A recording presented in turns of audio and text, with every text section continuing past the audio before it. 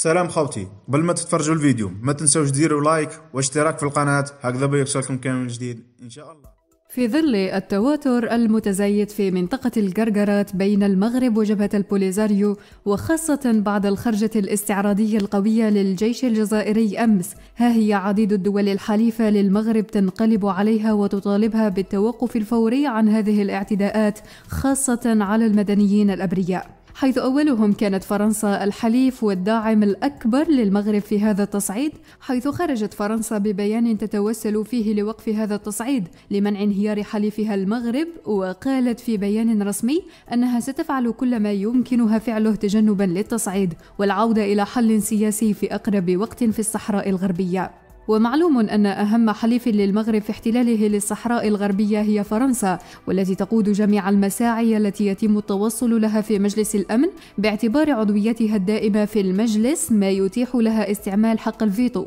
كما تعد فرنسا مهندسة مواقف بعض الدول الأفريقية التي تدعم الاحتلال المغربي فقط من أجل أطماع استعمارية ما زالت قائمة. ومن جهته أعربت روسيا عن قلقها إزاء الجولة الجديدة من التصعيد بين المغرب وجبهة البوليزاريو في الصحراء الغربية، وشدد الرئيس بوتين على أن موقف روسيا المبدئي والثابت يقضي بأنه لا يمكن التوصل إلى سلام عادل ومستدام في المنطقة إلا بالوسائل السياسية على أساس القاعدة القانونية المعترف بها دوليا، لا سيما قرارات مجلس الأمن والجمعية العامة للأمم المتحدة، داعيا الرئيس المغربي إلى سحب قوته من منطقة الجرجرات لغاية إيجاد حل نهائي قريب.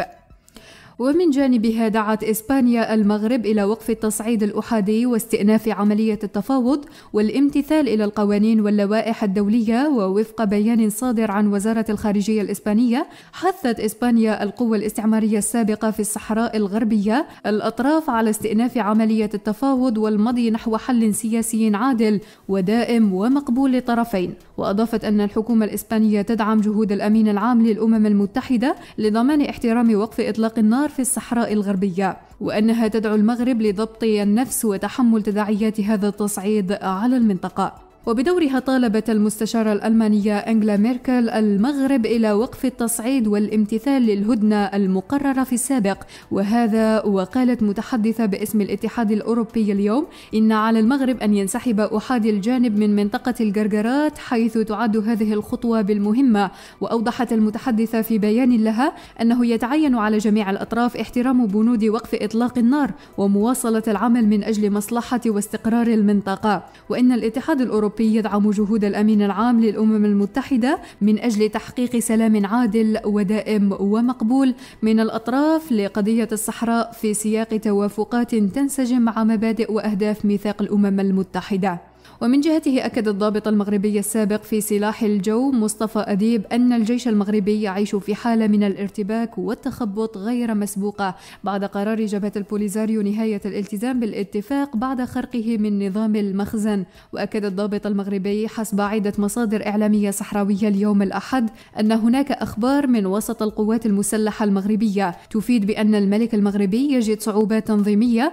ولوجستيكية في إعادة نشر الجنود بمختلف نقاط الجدار، وارتباك واضح ينتج عليه مبيت الجنود في الطرقات ونقاط تغيير وسائل النقل بلا أكل أو ماء أو حتى أغطية. وكشف أيضا خريج المدرسة الملكية العليا للطيران أن الجيش المغربي يعيش حالة من التخبط في توزيع المؤونة على الجنود والخوف من انفلات التحكم فيها. وفي الأخير إن عجبكم الفيديو لا تنسوا الاشتراك في القناة ليصلكم كل جديد.